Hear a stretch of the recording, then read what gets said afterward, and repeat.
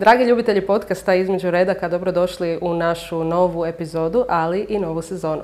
Iza nas je 15 prekrasnih epizoda i predivnih gostiju od autora, urednika, dizajnera i svih ostalih s kojima smo razgovarali u proteklih 15 epizoda, a sada krećemo polako iz početka. Otišli smo malo na more, napunili baterije, pročitali nove knjige i sada smo spremni ugostiti nove i zanimljive goste. Današnja epizoda bit će uvod u tu nešto malo drugačiju sezonu. Kao što vidite, malo smo preokrenuli naš podcast studio, a ono što je najveća novina zapravo u ovoj epizodi je činjenica da ja danas sama sjedim u ovom podcast studiju. Bez brige neću intervjuirati samu sebe. Sa mnom je jedan gost iz nama inače vrlo bliske, a danas vrlo daleke Slovačke. Zahvaljujući modernim tehnologijama, danas ćemo s njim popričati u podcastu o njegovoj vrlo uspješnoj karijeri. A on je autor krimića, autor trilera, autor romantičnih komedija. Njegove protagonistice su Erika Foster, Kate Marshall i Coco, a njegove knjige prodane su u više od 4 milijuna primjeraka i prevedene na više od 30 jezika. Prije nego što je počeo pisati svoje krvave i šokantne krimiće, pisao je romantične komedije, o čemu ćete više čuti u ovom podcastu, a on je Robert Bryndza. Hi, Robert. Hi, nice to see you. Thank you for joining us here in Zagreb. Even though it's not in person, it's still a real treat. But you already visited Croatia twice this year, so would you say that you're a huge fan of Croatia? Yes, I am. I've been quite a few times over the years. I mean, this year I was there. I've been to Zagreb, and I've also been on vacation as well in Dubrovnik and also in Primošten. So, yeah, I love Croatia. I sometimes go to Baška on Krk Island as well. So. They're all personal visits this year, but in 2019 you visited us on a whole another occasion. You were actually on a promotional tour of your fourth book, The Last Breath. So since you love Croatia so much, were you a bit stressed out with how the audience will receive you when you were coming to do a promotional tour here? Yeah, I think there's always, because you never know like how many people know who you are, and you kind of worry that how many people are going to even show up, because like there was a book signing that I did when I came in 2019 at quite a big bookshop. So the scariest bit for me is always when you arrive at the book signing. Well, this one in particular, they'd made like a beautiful like buffet of food, and there was like so much food, and there was so many glasses on the table, and I was like, oh no, what if no one shows up and it all goes out like uneaten? So you kind of worry about sort of silly stuff like that. But it was really good fun, and I met some really cool people, and of course we met for the first time, which was really exciting. So yeah, no, I really enjoyed coming on official capacity back in 2019.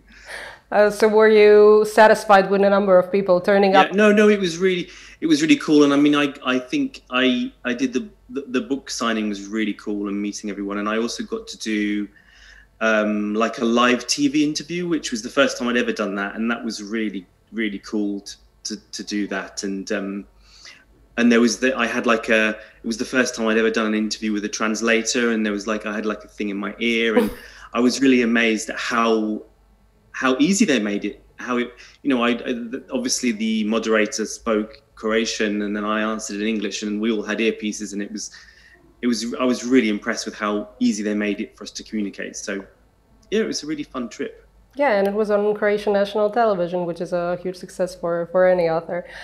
So let's take things a bit at the beginning, because not everyone had a chance to meet you when you were here in Zagreb.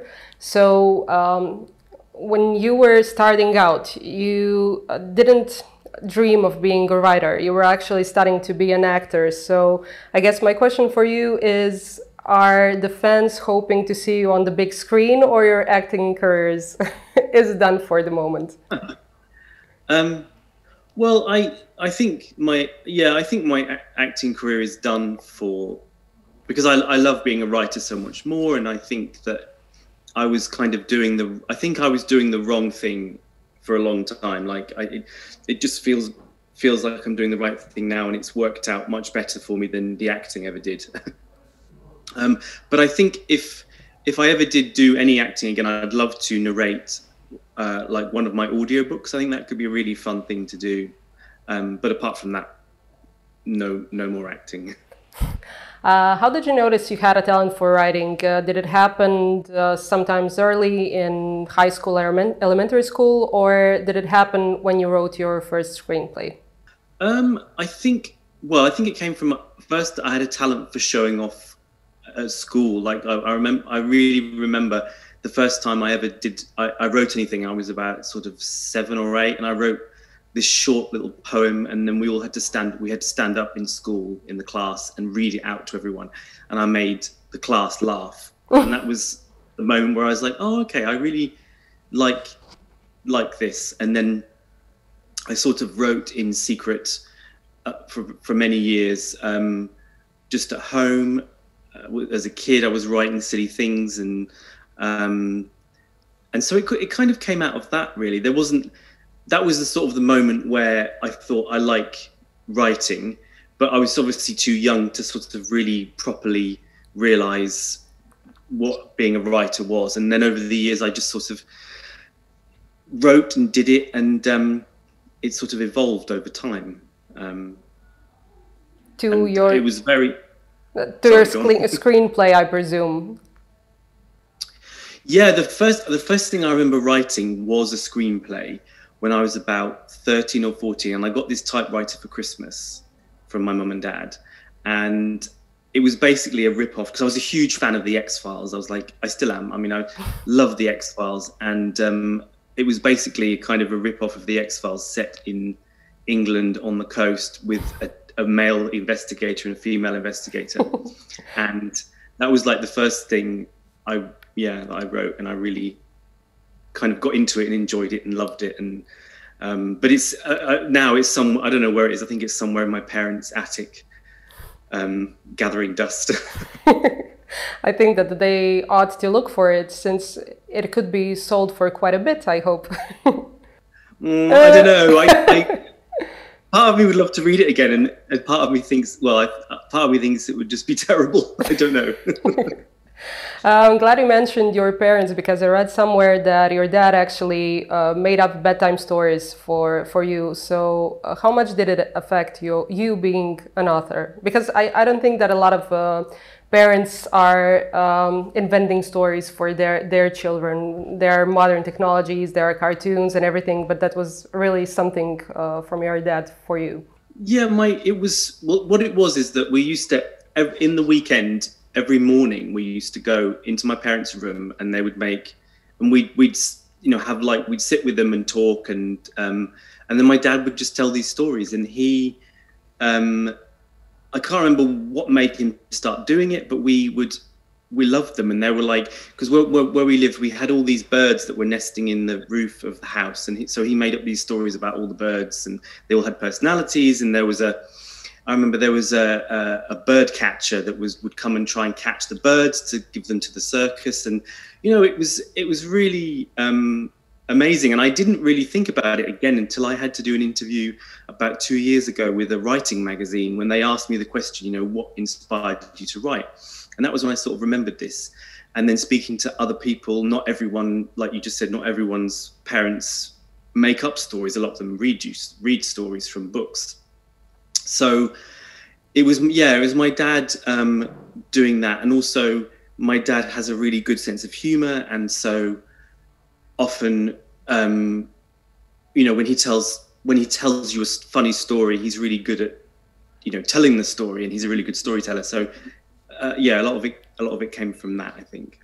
Okay, so let's move forward to a couple of years. You're trying to be an actor. You're living in America, Canada, London. And what happened that you quit acting and just started writing? And what was the first thing you've written? Well, I got to the point where I think I was really hating being an actor, because it was really tough. And I did some work that I was really proud of. But it was very badly paid, and it kind of, after a while, I was living in London, and it sort of ground me down, because it's very expensive to live in London, didn't have any money at all. And then during a period of unemployment, I'd been part of a comedy show, and I'd written some of the skits for that, and I'd really enjoyed it. But then fast forward to, I think it was 2007, and I was finding that I was doing more jobs that I hated than doing acting, because obviously in between acting jobs, I had to do other jobs. And I was working in horrible offices or you know, horrible bars, and I was just getting sick of it. So me and a friend started to do comedy shows around London, and it was around the same time that I met my future husband Jan, and he sort of saw me doing this, saw me writing these shows and turning it into something. And he actually said to me, why don't you become a writer? Because you obviously enjoy the writing part far more than doing the acting part. And then he said to me, well, if you want to spend some time actually writing something full time, I'll go out and work, and you know, you can have the time to write. And so that was a really big thing for me, because it was the first time that anyone had sort of acknowledged me being a writer, or it was said to me, oh, you should try doing this properly. And so that was when I started writing my first novel, which became The Not So Secret Emails of Coco Pinchard. Now I have to ask you something about the show you did with your friend, because I know a bit of background, but I don't think a lot of people do. So could you please tell me what was it called and what was it about? The show was Branco and Branca, the Croatian magic sensation. And it came about because at the time I was working at the London Dungeon, which in London was like this experience where you kind of go around and you look at the history of London, and people kind of, actors play parts in. And I was doing this, and this girl I was working with, she said, do you want to do a comedy skit? And so we were trying to work out what to do. And at the time she was dating a Croatian guy, and she was going to a lot of events at the Croatian embassy in London and meeting a lot of Croatian men, women, different people. And I went along to some of it, and I can't remember what exactly was the reason why we kind of went for that. But at the time we sort of thought it would just be something very interesting to look at a different culture and to tell the story of that culture through magic. If that makes sense. Not particularly. So, well, like just to kind of, not to go into too much detail, but like at the time, Croatia was waiting to become part of the European Union, and back then Britain obviously was part of the European Union. So we had this idea of the Croatian couple who came to London to work, and they happened to be magicians. So there was it was the cultural differences and all that kind of, we thought it would just be very, very interesting and funny, because we could take the piss out of British culture, and we could take the piss out of foreigners being in Britain and all that kind of stuff. And then also the whole thing of magic shows, which I find really funny, old-fashioned magic shows, and kind of the hysterical music, and sort of, you know, all the kinds, and the glamorous assistant, and the guy who's all that kind of stuff. So that was where it came from. So did you visit Croatia for the first time before the show or after that show? In between. We went to Croatia the first time. We'd been doing the show for a few months, and we actually had quite an amazing thing happen. Is that we made a website, because it was back in 2006, and obviously the internet was alive, but not a lot of people had websites. So we made a website for the characters, and we actually got contacted by a TV crew producer from your national TV channel, HRT1, yeah, or HRT2. And they were doing like a cultural film about life, about stuff or Croatians in London or something. And they came and they actually interviewed us doing one of our shows, and they filmed some of our shows. And then we also had, from that, the editor of Croatian Playboy at the time. She came and did a piece for Croatian Playboy on us, which was amazing. And so just after that, I then went to Croatia for the first time, and And the rest is history. And the rest is history, yeah. You mentioned Coco, so you started writing about Coco, and then you continued with a couple of more romantic comedy books like Lost in Crazy Town, Mrs. Right and Mr. Wrong, or is it the other way around? Yeah. So, Mr. Right, Mr. Wrong, yeah. Did you become successful from the start? I think it's really important to speak about it because of the all young authors who will be watching this podcast. And I know your story, but I know that you're open about it. So please tell us your writing path to the very successful British author you are now. Well, yeah. Well, at first, no, I wasn't successful. So I'll go back. And so this was 2007 when my now husband Jan said to me, take some time off and try and write something. So I took a long time to write the first draft of what was the Not So Secret Emails of Coco Pinchard. And it actually took me probably about 2 years because it was so hard. And I'd never written a book. I'd never written anything more than a short 5-minute theatre sketch, comedy sketch. So yeah, it took me a long time, and it was really difficult. And there was times when I just gave up on it. And but I kind of, having Jan sort of there to push me on, I finally got it finished. So that was 2 years later in 2009. And at the time, I got an agent in London, a literary agent, which was very hard in itself. And he was very excited about the book, and we worked on it for a couple of months, and he sent it out to all the big publishers, and all the big publishers said, no, we don't want it. It's all told in emails. No one will want to read it, or it's not funny, or it's not there. You know, everyone seemed to have, or there was quite a few publishers who said, oh my God, we love it. Everyone in the office read it and we all laughed, but we don't think it's commercial enough, blah, blah, blah, all that kind of stuff. So that was 2009.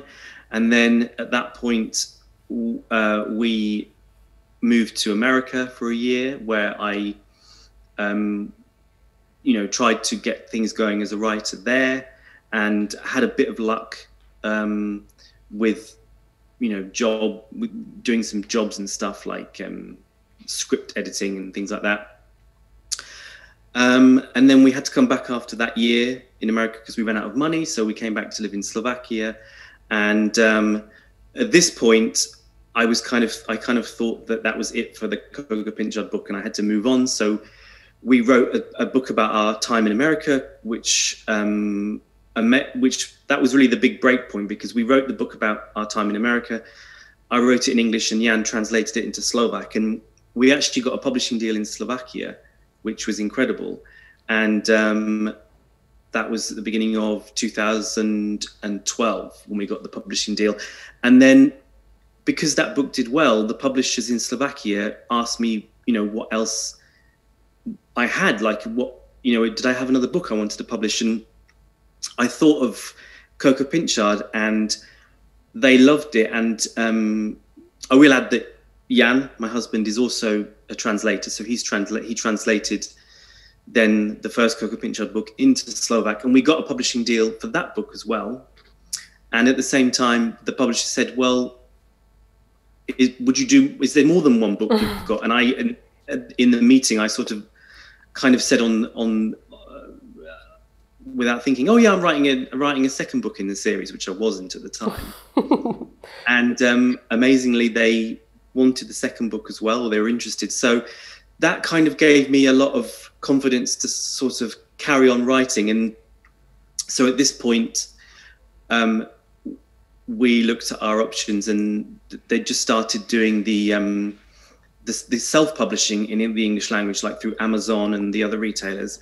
And so we decided to take the plunge and to self-publish the first Coco Pinchard book in 2012. And Yeah, I mean, is that a too detailed answer? I don't know. But that's just to give you an idea of how long the process took. So I'll speed up the process now. No. Wait. I have an intermediate here. Okay. It's not too long, but we still haven't touched the crime series yet. But to touch upon this, you're now, like in 2012, you're semi-successful. You're self-publishing Coco series in English. You are published in Slovakia.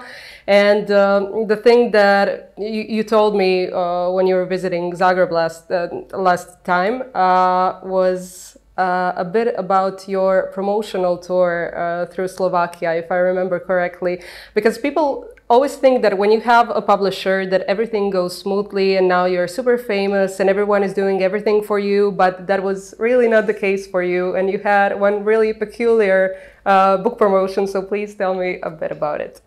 We had a couple of things. The first was when we had the launch party for the Lost in Crazy Town book, so it was the first ever book I'd had published. And the publisher had arranged this sort of launch thing in this small theatre, and the publisher was run by a very young couple, and the lady of the couple was very, very pregnant. And so on the day of our book launch, she went into labour and was rushed to hospital. Her husband understandably went with her, and they sent their 17-year-old or 16-year-old nephew to come along and unlock the door to the venue. And then basically we were just kind of left all on our own, and we sort of, Jan, because Jan obviously speaks Slovak, he was the one who had to sort of deal with everything. At that point, I didn't know any Slovak at all. So it was a really weird experience, because I was like launching a book that I couldn't read. I could barely say anything. And yeah, that was kind of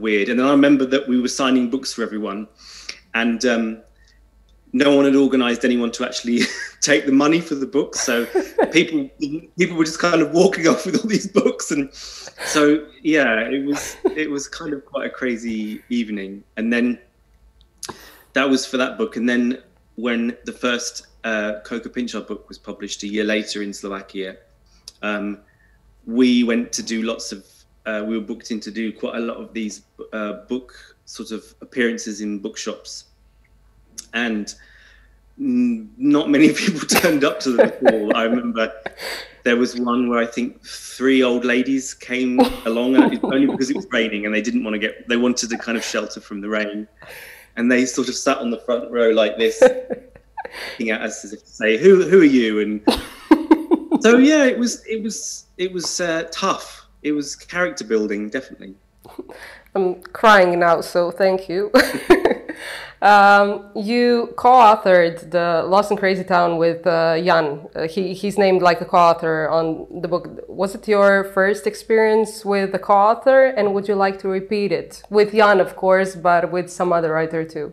No, the first real collaborative experience was to do the Branco and Branca, the Croatian magic sensation, and that was one thing I've learned about collaborating is you have to really get to know the person you're working with, and you have to spend a lot of time with them, because it's such an intimate experience writing with someone. And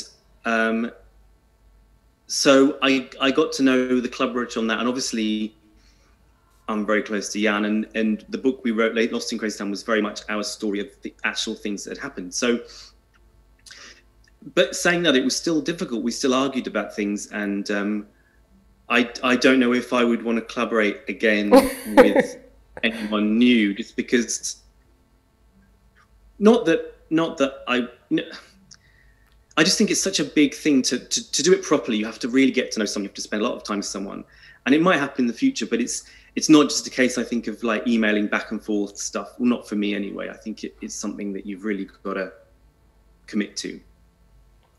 Yeah. Okay, so let's get back to Coco, because it's a real honor to have an edition of Coco in Croatian, which happened just this year. So you have one too. Samesies.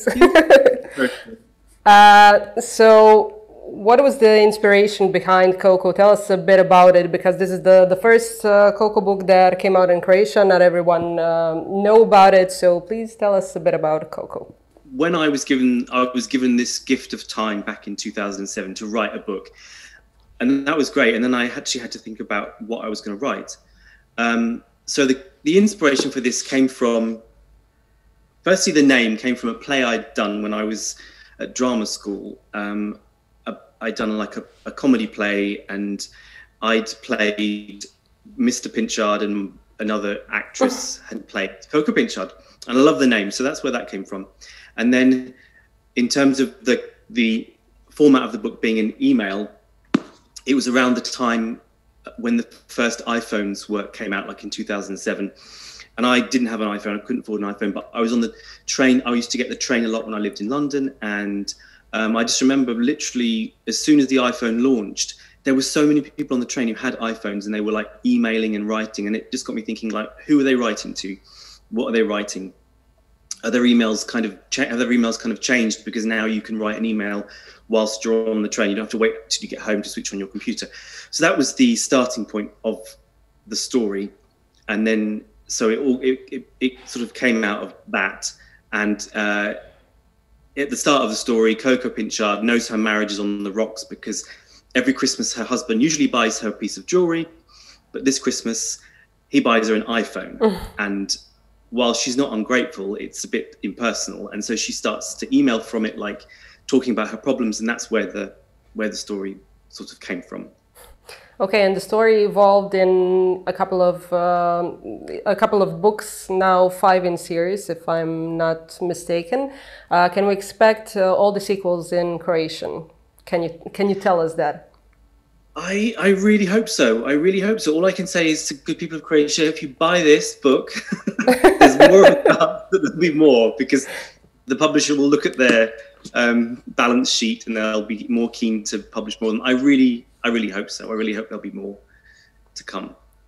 Okay, so things started happening with Coco Pinchard in Slovakia and on Amazon and so forth. And then you decided to do another switch, and you switched from romantic genre to crime genre. What happened there? How did you decide that? Did you always want to write crime stories? I mean, when you told me the screenplay about X-Files in the UK, I guess you had some idea about doing crime novels, but you started with romantic comedies and then moved on to crime. Yeah, I did the Coco Pinchard books, and then I did a standalone romantic comedy, and that was the one that really, I mean, the Coco Pinchard books were successful, but they weren't like really, really successful until I wrote the standalone romantic comedy, and that really took off, which was incredible. And at that point, I thought, okay, this is really, really cool,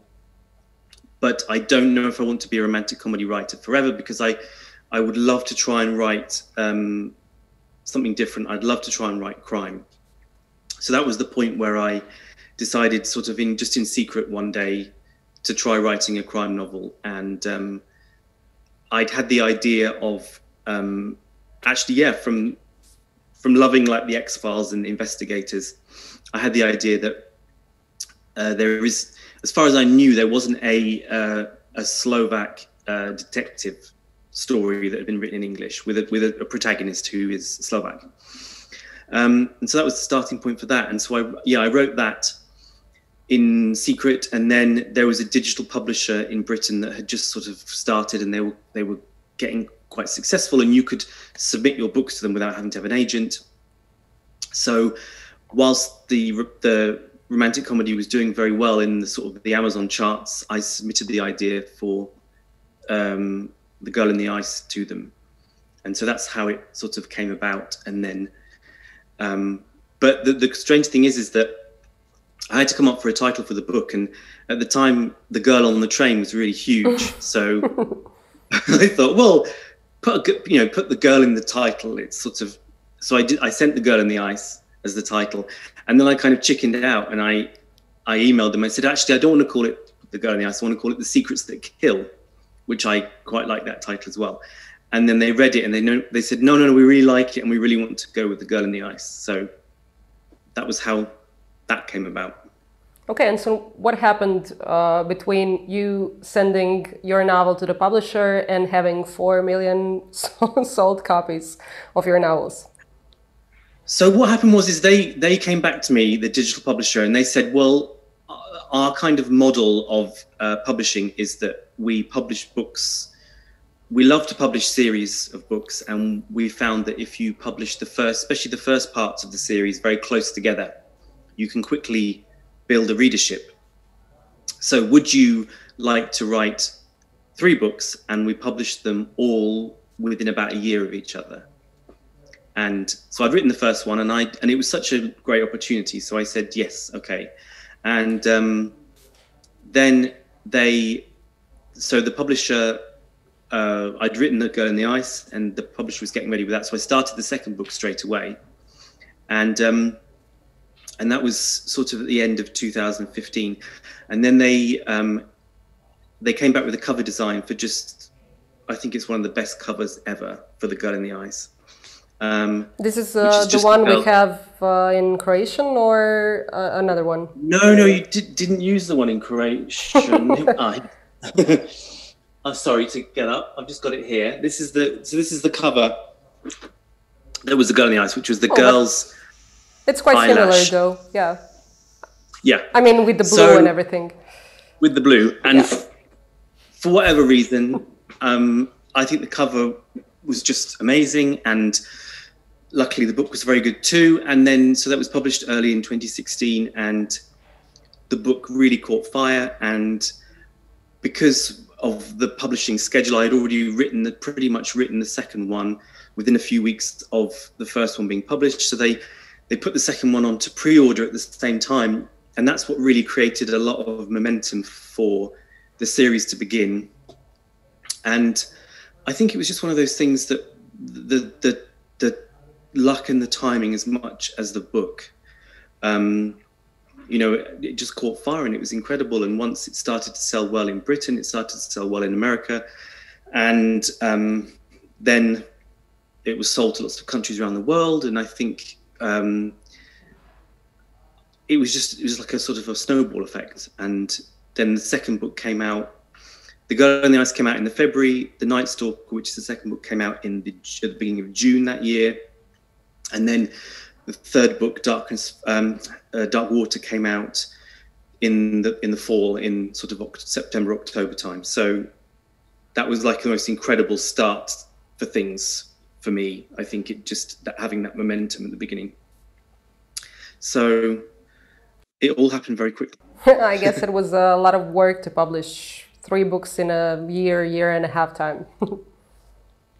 Yeah, the stress was big. But I think also it was kind of a good thing, because I kind of work well on stress. And I think having the, fear, the utter fear of having to write something, especially when it's happening at that speed, like in particularly the third book, I just kind of started writing it when they designed the cover and they had it on pre-order, and people are buying this book and putting their hard-earned money into buying it when you haven't finished writing it.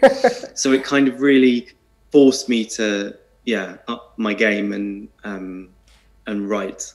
And to be really disciplined, and you're still really disciplined, because I know that you write from 9 to 5. It's like having an ordinary job just from home, which actually a lot of people experienced last year, but I guess it was kind of a novelty for you at the time.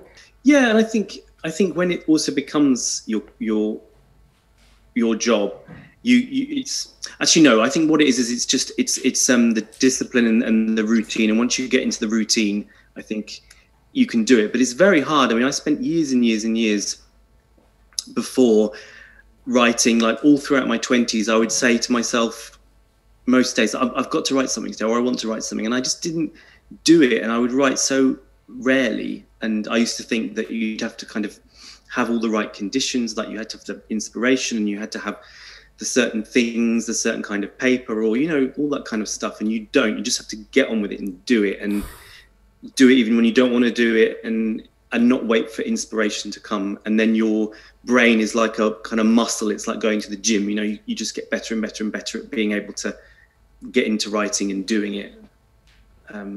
Yeah. Yeah, this is a terrific advice for all young and old authors who want to make a name for themselves. Why do you think that people warmed up to Erica? She's a bit of a cold person herself.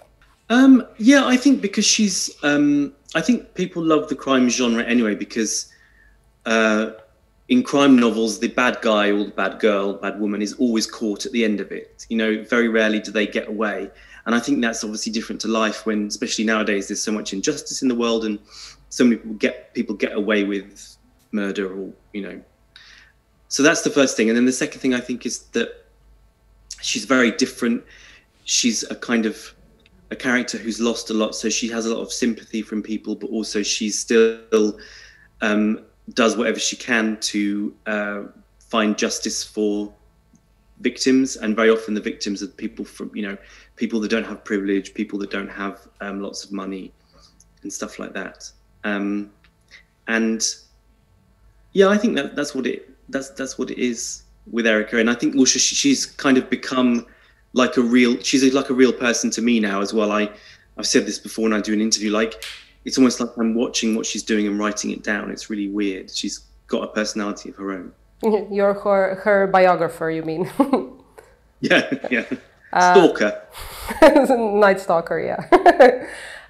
Okay, so you started being successful with Erica Foster's series. You've written it in 6 books, and then you decided to do another switch. Yeah, I suppose I'm just a bit of a sadist, really, for myself. But I got to the point where it was incredible, and I was writing very, very quickly these books, the Erica Foster series, and I love writing them.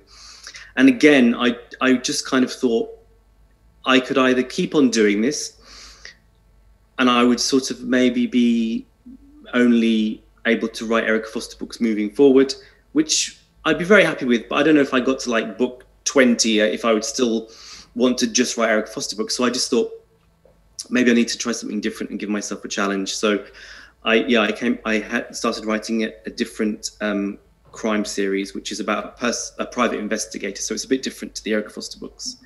And I've just finished writing the 3rd book in that series. Were you afraid at the time that maybe fans will be disappointed, or maybe they wouldn't like Kate Marshall as much as they like Erica Foster? Yes, I was. And the one thing, like my husband, Jan, he's really good. I mean, he always reads my stuff first, and he always kind of helps me with, you know, if I'm having doubts about things. And he said to me, one thing, he said, you know, you've been so lucky as a writer that you've had this success with Erica Foster, and those readers are amazing people and they won't go away. So even if you write this and it doesn't work out, you've still got that success of the Erica Foster books and you can still carry on writing the books. And that's what really gave me the kind of confidence to try something different. And also, you know, in terms of publishers as well, I mean, my publisher at the time, who are great, they were very, very wary about it. And they said, well, maybe you should do a crossover book. So, you know, Kate, the new series about private investigator Kate Marshall. And they said, well, maybe you write another Erica Foster book and Kate Marshall appears in that, and you can kind of use that to launch, you know, a new series. But yeah, I didn't want to do that. Yeah, that's actually the most often question in your interviews or in your live streams. Will Erica and Kate ever meet? I don't know, because I really think about this a lot. And the problem is that they're both, well, especially Erica wouldn't want to work with someone else. I really don't think she would want to work with someone else. And I don't know if Kate would. And I wouldn't want there to be, you know, like the thing where there's 2 strong women and they hate each other and they always butting heads, and they because that's like done to death. And it's like, I hate that thing that, you know, 2 successful women can't work together, because it's just a kind of stereotype. So I don't know. I really don't know. I mean, maybe it would be a novella or something shorter, but in terms of a book, I don't know if they would. I mean, never say never.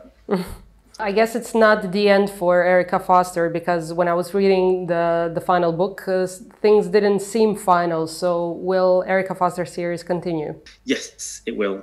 And the weird thing is, I've never ever said to anyone, I'm not going to write any more Erica Foster books. And like you said, the book, it's not like she dies at the end of the 6th book or anything dramatic happens. I mean, this is not a spoiler, but I've deliberately left Erica. At the end of the 6th book, she solves the murder and then she's outside on the street having a cigarette, working out what to do next. So I kind of left it so open. And yet I see reviews on all the time, like on Goodreads or places saying, oh yeah, it's such a shame this is the last book, or this is the last one of the series, or I don't know why he stopped writing them and decided to do something else. I've always wanted to go back to it. So I just think now in the modern world, everything happens so fast, and if you publish something fast, then you stop publishing it, people assume that it's the end, but it's not at all. Okay, I hope that we debunked this myth about Erica Foster. Yes. And since you disappointed us with the fact that we will not be able to see you on the big screen as an actor, do you think that we'll possibly see your characters on TV? I mean, Erica, Kate, or Coco? I don't know. I really hope so. I mean, we got close a couple of times with an Erica Foster TV series. The last time was about just over 2 years ago, and it didn't work out because it's just such a difficult thing to get a television show made, and the conditions weren't quite right. And I want, if something's made, I want to make sure that it's faithful to the character. So, who knows? I really hope so. I really hope that they will get made into TV or film. Yeah, fingers crossed for that. I guess you do a lot of research before writing your crime series, whether it's Kate or Erica series. So I guess if a murder happened in your vicinity, you'd be the prime suspect just based on your Google search? No, I often worry that what people would think of my Google search. Like all the kind of weird stuff you look up, and there's stuff that you look up and you never use. I mean, I think on a serious note, the most harrowing stuff I looked at was in the Night Stalker, in the second Erica Foster book. There's a killer that suffocates people by putting a bag over their head and using like a gas to put them to sleep. And I'm just looking at that. I saw that. Sorry, no, I've got that wrong. They put the bag over the head, and there's a character that wants to commit suicide by putting a bag over the head and using a gas. And I looked into this online, and there's like whole forums where they describe how you can do it, and people talking to each other about when they're going to kill themselves and how they're going to do it, and where you can best buy all the bits that you would need, like the bag and the heat. I think it's helium. It's quite. It was really, really harrowing, and there's like YouTube videos on how to do it and stuff.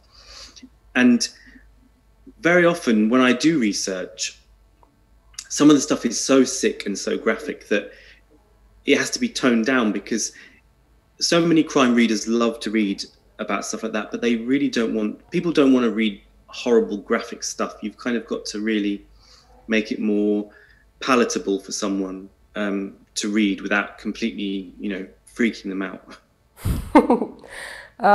Well, I won't be able to put you on the good side of the police with my next question.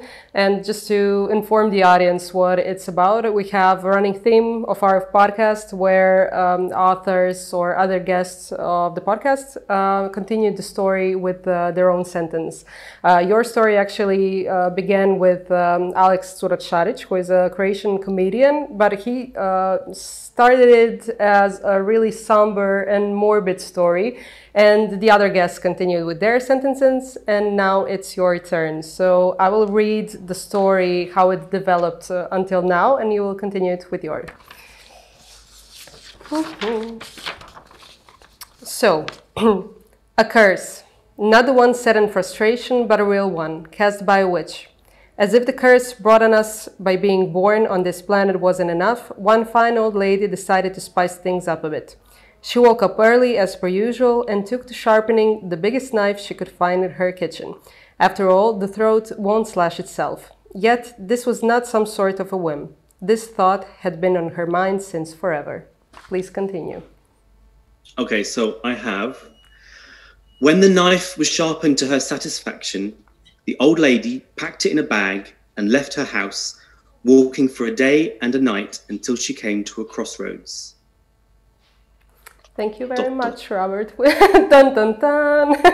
This is really a great sentence for other guests to continue, and they can, I don't think that they can take it to a romantic comedy series, but I think that we will continue in this thrillery mode. Before I let you go to do your writing, because I know that this is the time when you actually do your work and write, I just have another question to ask you, and that is the biggest question of it all. What would you say to young aspiring authors? I would say to young aspiring authors, you just have to write and have the courage to write for yourself first of all. Don't worry about being judged. And the second thing I would say is that social media is a great communication tool, but just make sure that you're working on your writing more than you're doing your social media, because I know a lot of writers feel the pressure to be on social media.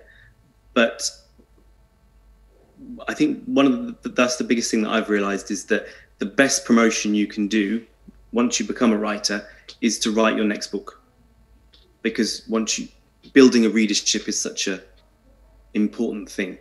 Once one person loves your books, they'll want to read another one, and they'll probably tell your friends. So yeah, that's my bits of advice. Yeah, just sit down your ass and write, I guess. Yeah, the short version, yeah. Okay, thank you very much for this conversation and the time you found to introduce yourself to Croatian public, and I hope the other public as well, since this interview is in English. And I'm really looking forward to your books in the future, and I hope you'll visit Croatia again soon. Okay, thank you, Sanja. It's been great to talk to you.